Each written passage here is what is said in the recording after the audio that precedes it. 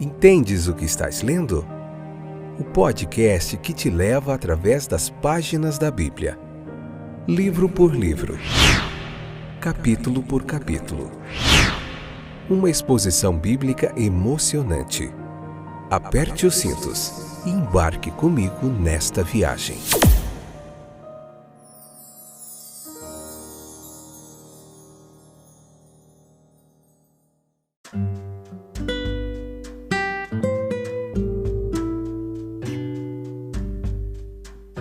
Olá, meus queridos companheiros de viagem através das páginas da Bíblia. Estou de volta. Eu sou o Fábio.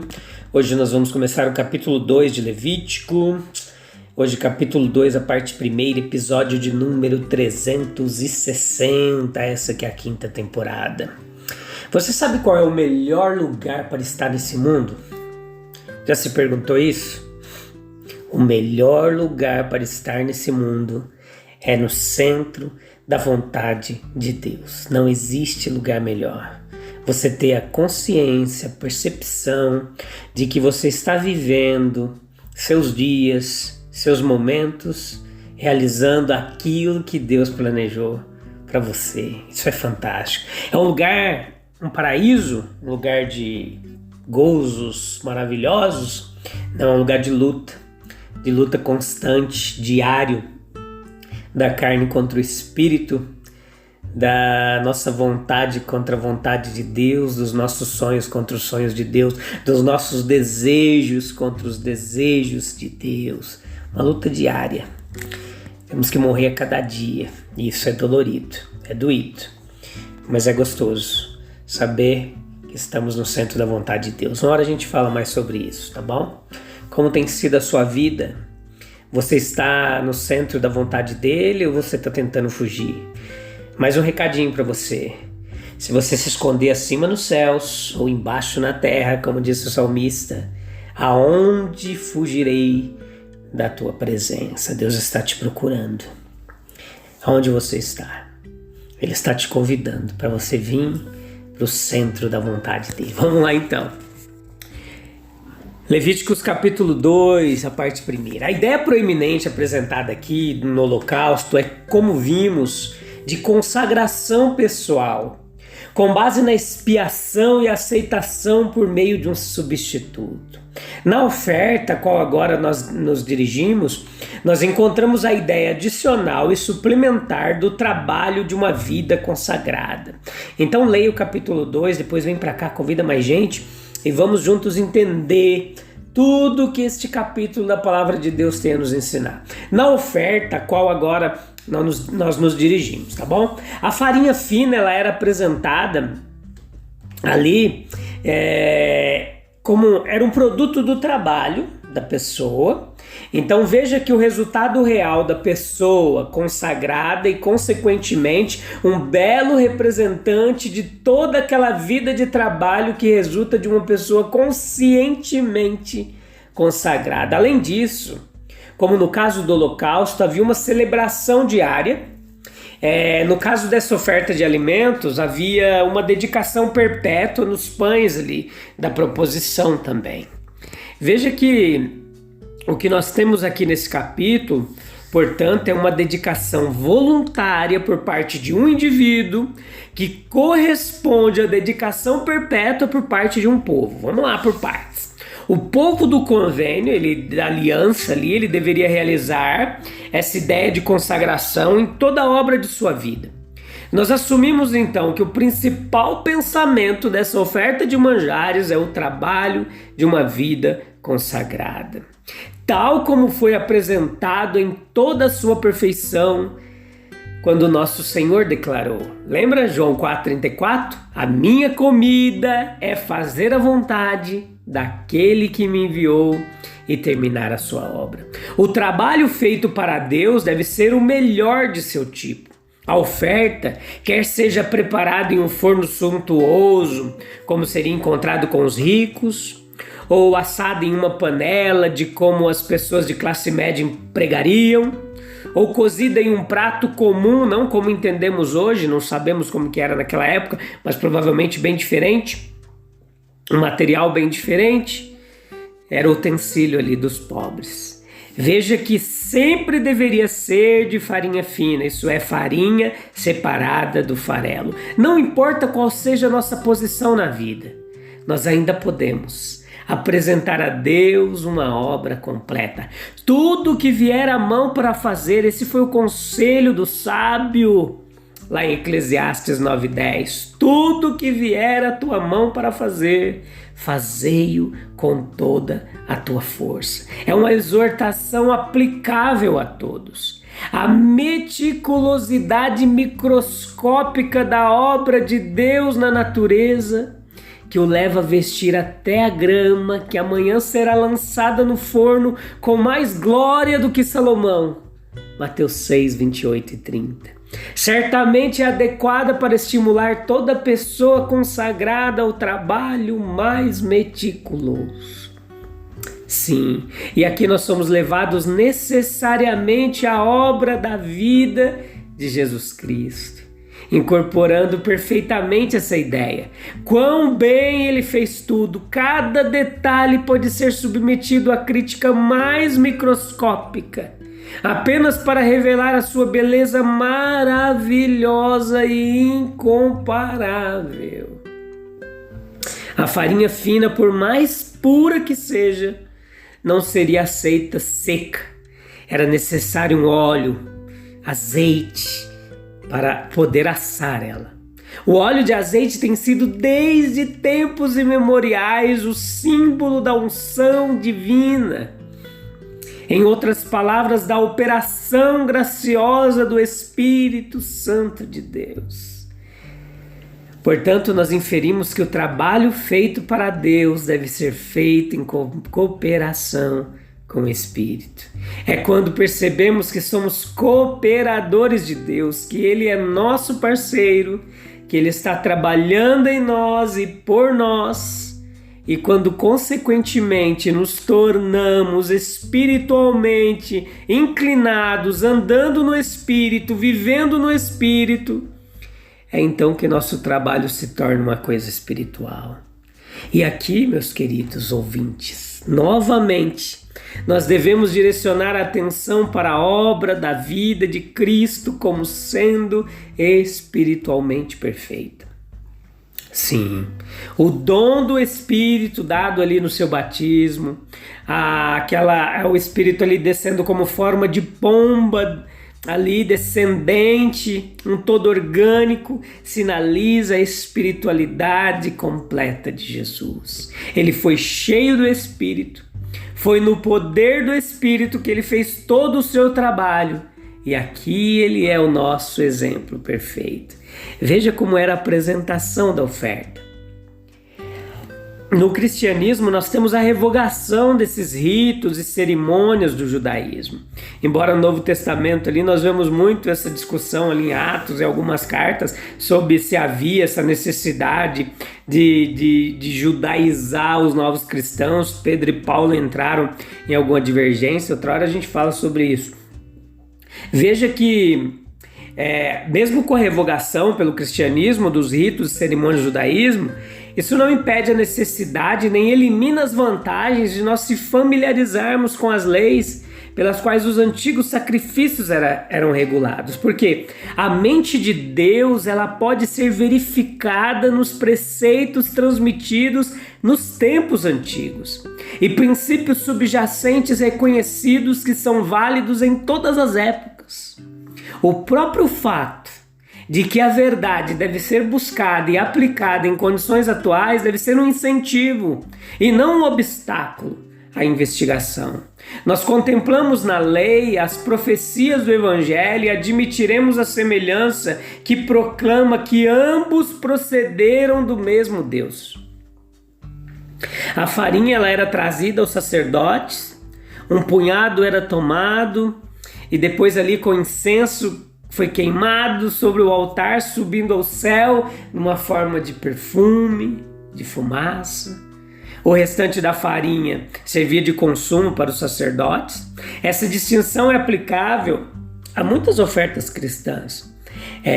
O dinheiro dado para a construção ou manutenção de um local de oração, a entrega de tempo, pensamento para adoração pública, para o trabalho evangelístico, o reconhecimento de Jesus Cristo pelo batismo e pela participação na ceia do Senhor, a devoção de nossa força e influência para o serviço de Deus. Tudo isso pode ser considerado como presentes apresentados diretamente ao próprio Deus. Eles são colocados sobre o altar, envoltos no fogo do santo amor, perfumados com oração e consumidos pelo zelo da casa de Deus. Mas há outras ofertas que podem ser consideradas à luz de apresentações imediatas a Deus, tais como apoiar o ministério cristão, missionários no exterior,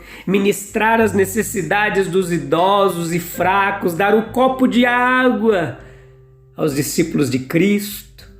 Essa distinção ela não visa glorificar uma classe em comparação com a outra, mas esclarecer nossos pontos de vista e levar à indagação se estamos fazendo tudo o que podemos em ambas as direções. Há uma ideia em muitas mentes de que se as obras de benevolência e caridade são realizadas, os outros deveres de se reunir na assembleia solene, de confissão, de apego a Cristo são de pouca importância.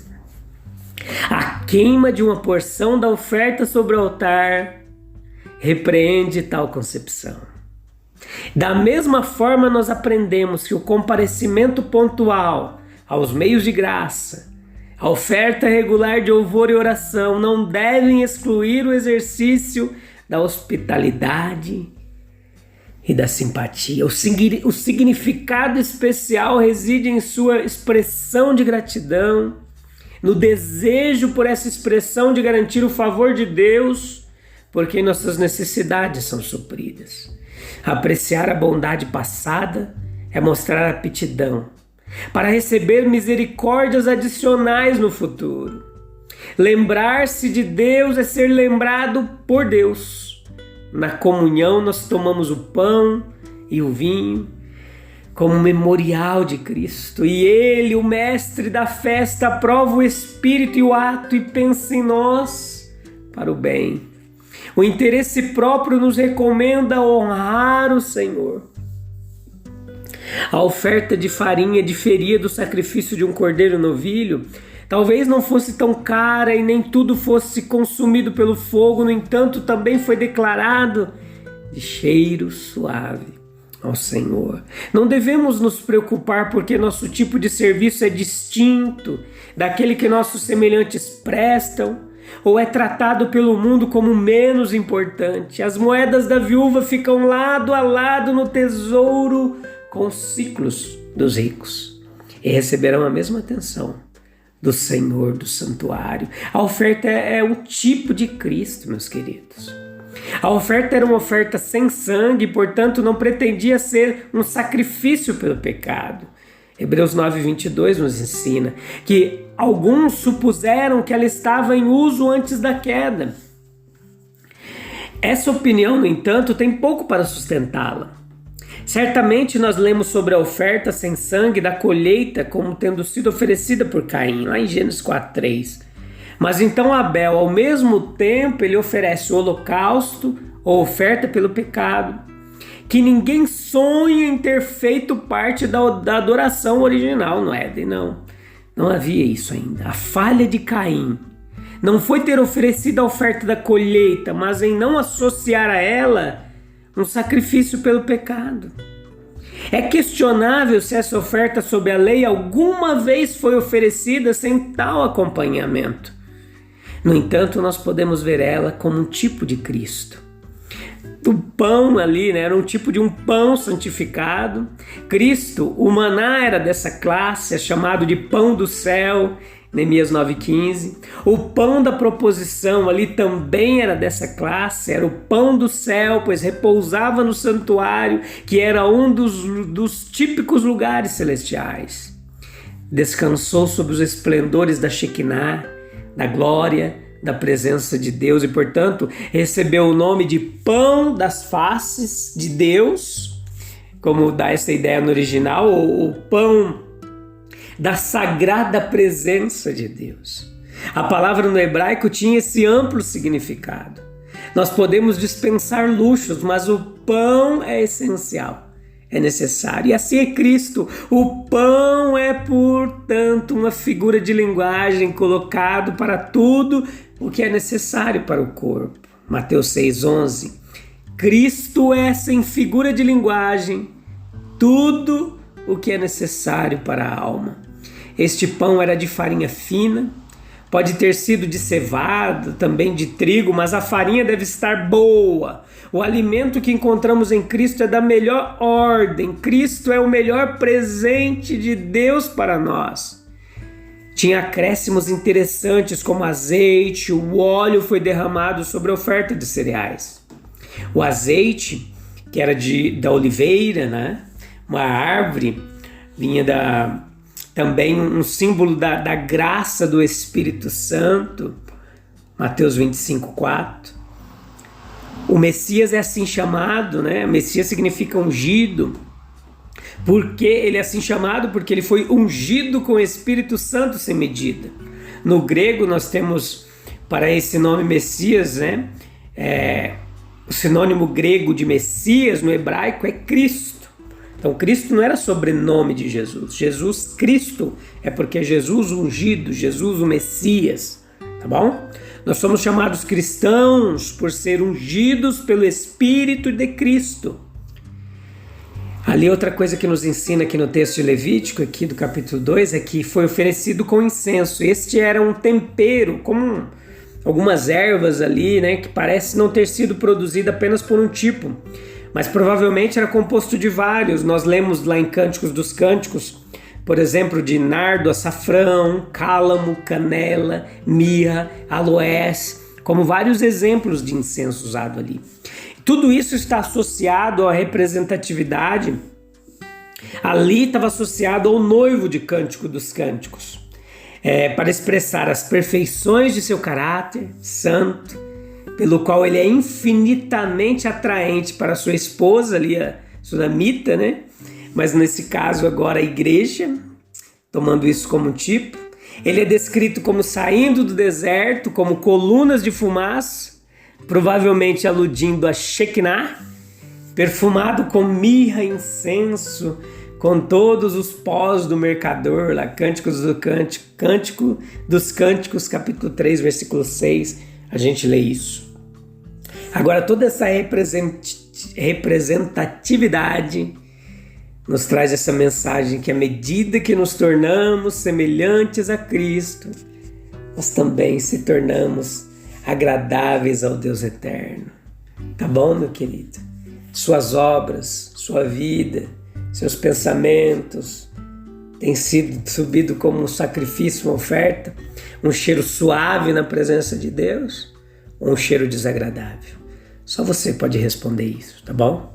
A gente se encontra no próximo episódio para continuar meditando nesse capítulo 2. Tem muita coisa legal para a gente aprender, todo o contexto da teologia bíblica do Antigo Testamento, muita arqueologia bíblica, história, muita compreensão, tipologia bíblica também um pouquinho. A gente não pode exagerar na tipologia, tem que tomar cuidado.